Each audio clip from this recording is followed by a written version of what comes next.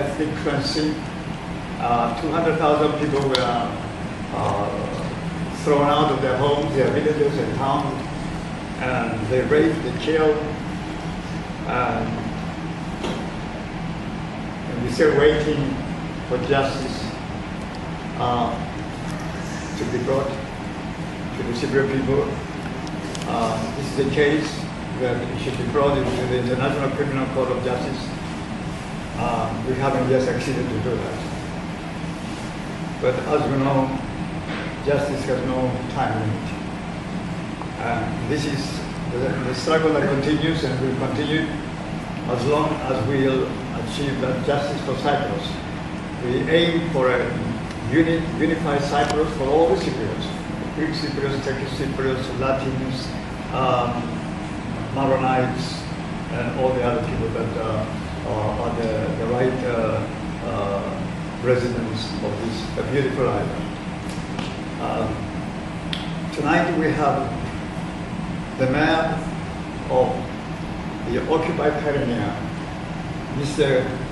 Glafkos Kariolou, who has dedicated most of his life to bring awareness of what happened in Cyprus, especially Kyrenia, which is a very, very beautiful city in the, is it the north or middle of Cyprus? The middle of the north. Middle of the north. That the Turks have occupied and have evicted all the citizens. There are hardly any Greek Cypriots. None. What was the population of Greek Cypriots in Kyrenia and Glafkos? 5,000. 5,000. Now there's nobody there. They're all refugees. Well, Glafkos he comes from a family that they were seafarers, and his father was a famous diver in Kyrenia, who lost his life when he was trying to save the life of another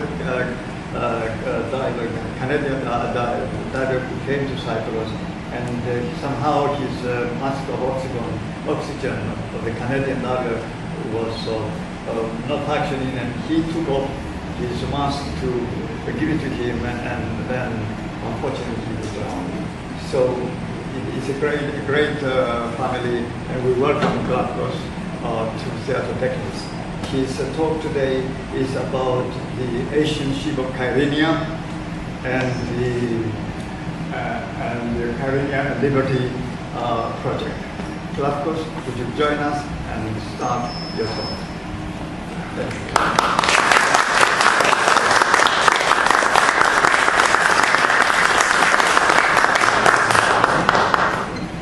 Good evening. My name is Glafkos. I consider it as a great honor to be with you tonight.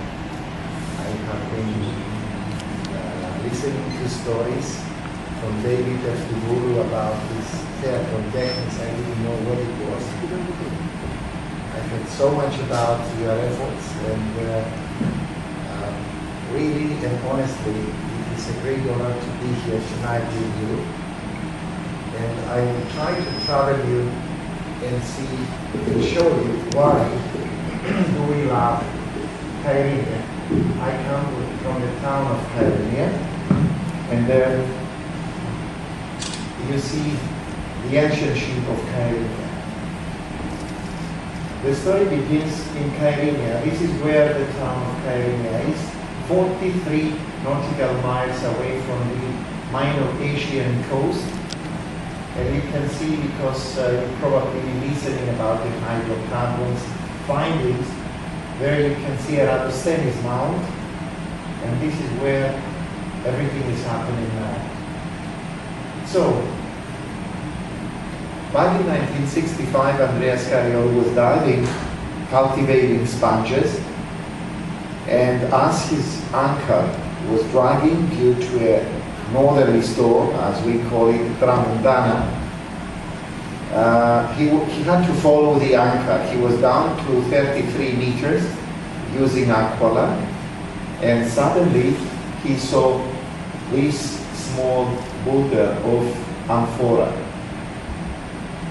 When he surfaced in 1965, the sea was rough, and until he managed to start the engine of his boat, the vessel shifted more than 150, 200 meters away, so when the sea was calm, he could not find the wreck again. So he spent more than 200 dives, or 1.5 years, to find again the shipwreck in 1967, and in 1968, a tremendous team of archaeologists, underwater archaeologists, joined the Department of Archaeology of Cyprus, and they started diving down to 33 meters with the financial assistance of the National Geographic Society. After 3 years of diving, at the time I was 17 years old, and I was the youngest diver that I was assisting in the recovery of the amphoras. And there you can see why the Kyrenia ship is unique in the world. You can see these divers standing on top of the wooden hull of the vessel. So when they analyzed this wood, they found out that it was cut from trees from Pinus rudea. That is a special pine that it is cultivated in Cyprus up in the Trogos mountain. And the pines were cut at 380 BC before Christ. The ship was 4.3 meters wide, 14.7 meters long, and it has a tremendous cargo. We are going to see it now. There you can see 29 millstones carved on volcanic rock from Nisios, 380 Rhodian amphorae.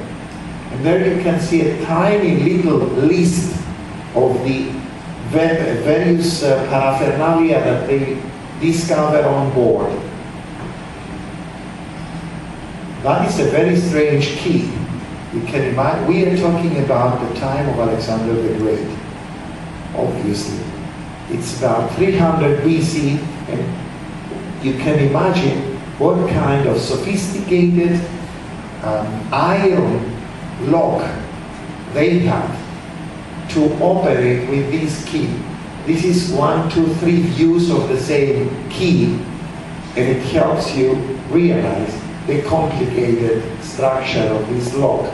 You can see 1, 2, 3, 4, 8 pins opening this very strange lock. Unfortunately, no lock was discovered, just a key. More than 10,000 almonds, again analyzed with the carbon-14 method. They discovered that they were cut from the trees around 280 BC. So there is a difference of 100 years between 380 to 280 BC. And there, the most significant find was the method of construction. The ancient Greeks were using the opposite way as we use nowadays. Nowadays we build boats, and we are going to see how, with frames first. In antiquity, they used to build boats shell first, meaning that they used to carve each plank and then putting inside each plank these tenons made out of oak into the pine tree, into the pine wood frames, into the pine wood beams, sorry. And there you can see the ancient boat builders. There you can see the harmonias, the square holes, and the tenons going on. And this is how they used to build. This is some more details to help you understand how in antiquity they were making these boats, these vessels. This is a very strange finding. They call it the curse tablet. They never found what it was written inside this curse tablet. It's a mystery. The Kyrenia ship became extremely famous because 60% of its shell, of its hull, was intact, preserved by mud and seaweed. The ship was rediscovered and was reassembled in the castle of Kyrenia. And the works have been going on and on until 1973. In 1985, in Greece, the Institute for the Preservation of Nautical Tradition of Greece decided to actually rebuild or build an exact replica of the ancient ship of Kyrenia, and they came up with the Kyrenia 2. Kyrenia number 2, this is sailing in the port of Yokohama. She was transported on a big container ship. She was unloaded in the port of Yokohama, rigged by the crew, and sailed inside the port of Yokohama.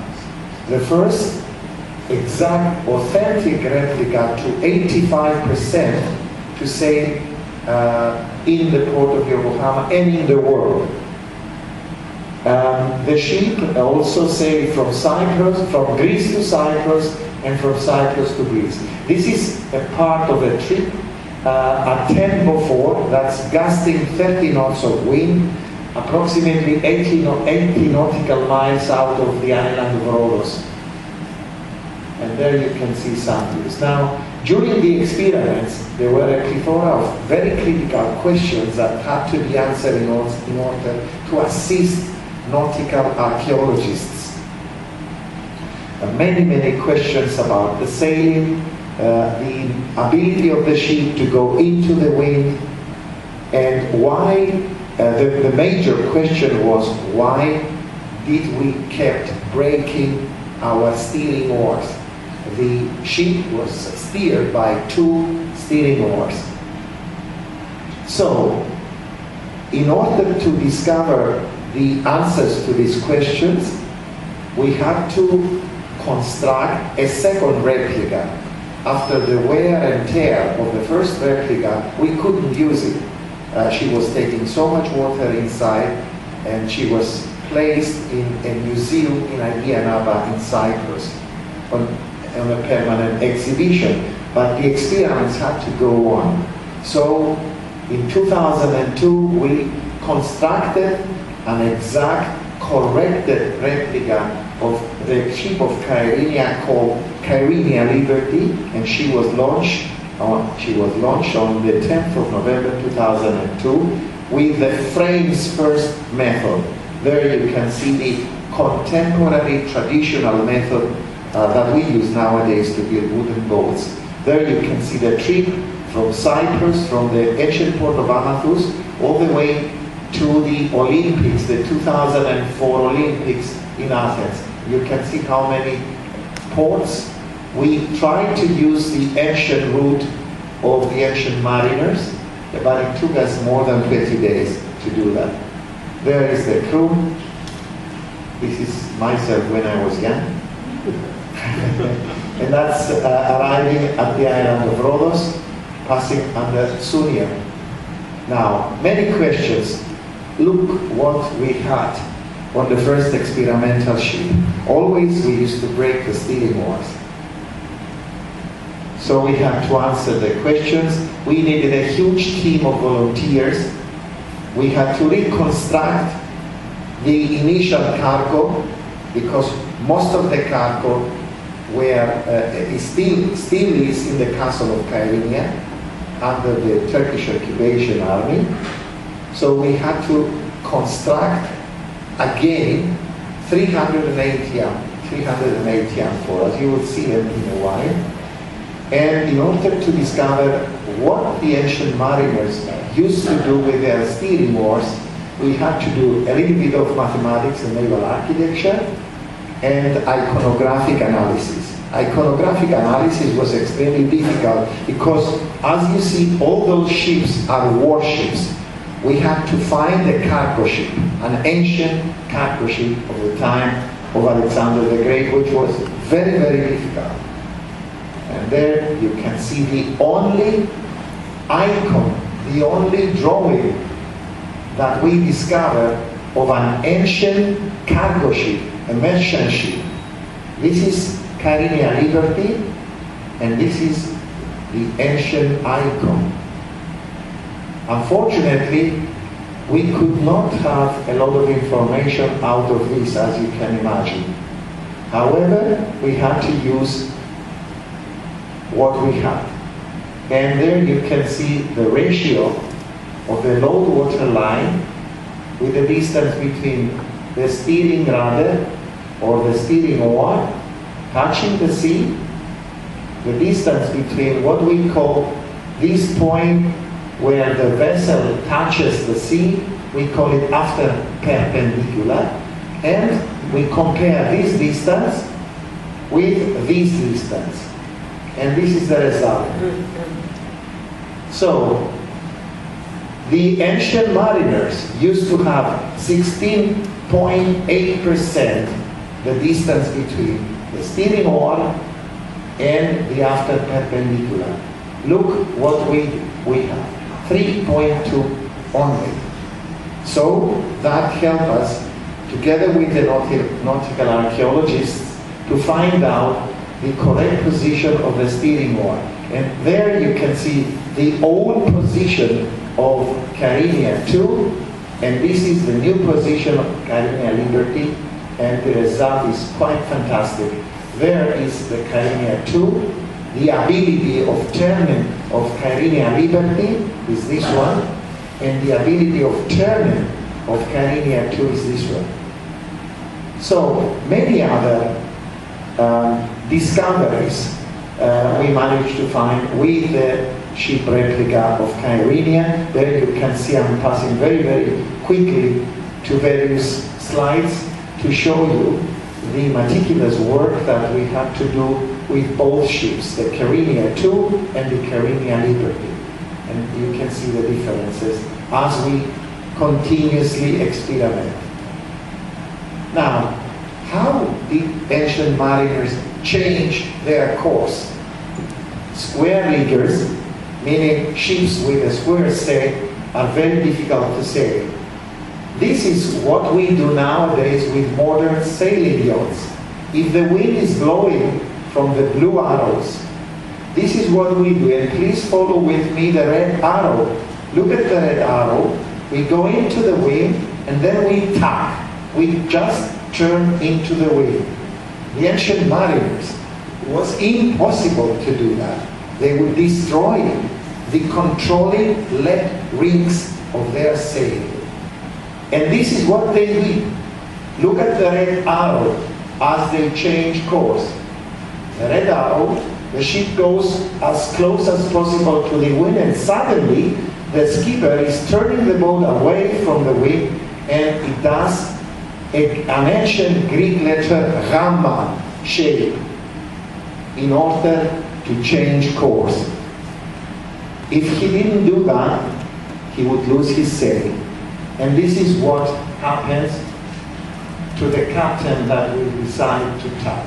You can see those little things that you can see sewn on the sail are lead rings. 167 lead rings were found on the ship. And this old lady is sewing some lead rings that were destroyed by strong wind outside of Astibare. So you can see why we have 10 brails. Brails are these 10 ropes that they are controlling the sail. You can see this icon is 300 years before Christ. This is 510 years before Christ, and this is 200 years before Christ. Different people, yet they draw exactly the same thing. 10 brails. 1, 2, 3, 4, 5. 10 brails, 10 brails, 10 brails. Therefore, we have 10 brails. So, experiments continue. You can see a lot of analysis of the square sail. This is probably the first polar diagram, as we call it, of a ship from the time of Alexander the Great. And there you can see the wind blowing from 0 degrees. It means that the ship cannot sail into the wind. 15 degrees, cannot sail on 30 degrees, cannot sail 45 or 60 or 75 degrees, just about. And then on 90 degrees, meaning that when the wind is blowing from the side of the ship, then you can see that we gain some speed, 3 knots.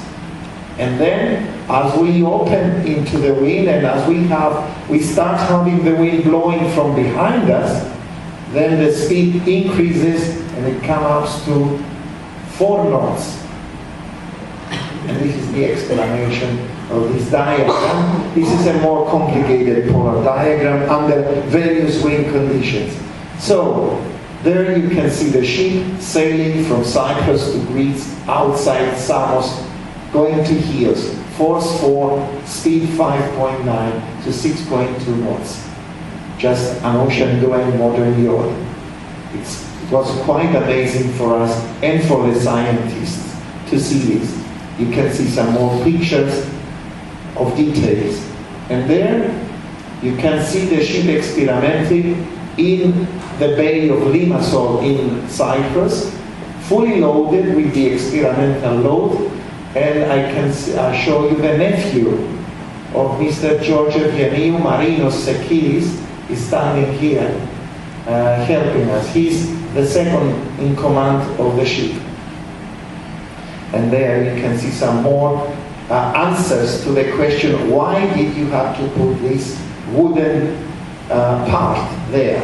There you can see it on an icon, and there on board the ship. And there you can see fairleads on the yard, and there you can see fairlead of the yard. So, it was summer, probably 300 BC. The ship was fully loaded in Kyrenia port,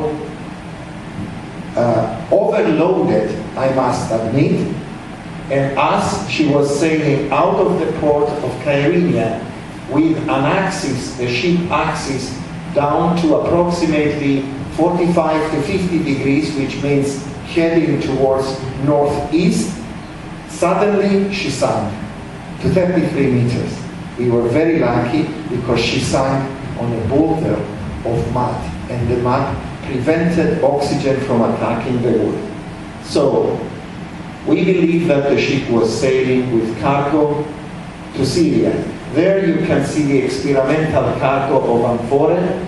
You can see all this procedure to reconstruct all the amphoras and load them, and use a timing device to see how long does it take to fill an amphora, to load an amphora, to pile it inside the cargo area of the ship. There you can see the procedures.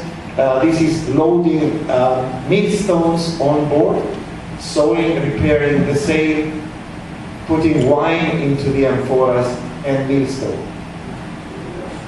There you can see the amphoras being loaded, and look at this, an army of amphoras piled up just before loading the amphoras on board. The experiments went on and on for many months and many years. Our mission intends to go as far as Lebanon and to go with the initial route of the ship. We are prevented, however, by the Turkish invasion. I am a Kyrenian, I'm the mayor of Kyrenia, my hometown is there, my property is there, our cultural heritage, as you have seen, is there, enslaved under the Turkish army. And we are trying to find ways to go back home. It is very difficult, it will take time, it will take a lot of losing of dignity, unfortunately. But the target must always be there, to return back home. And there I will show you, this is a new shipwreck at Mazodos, at Gideon, it's called Gideon Shipwreck, 300 BC. The voyage of the experiments and the ship of Kyrenia, the voyage will continue until we manage to go back home into Kyrenia. I thank you very much.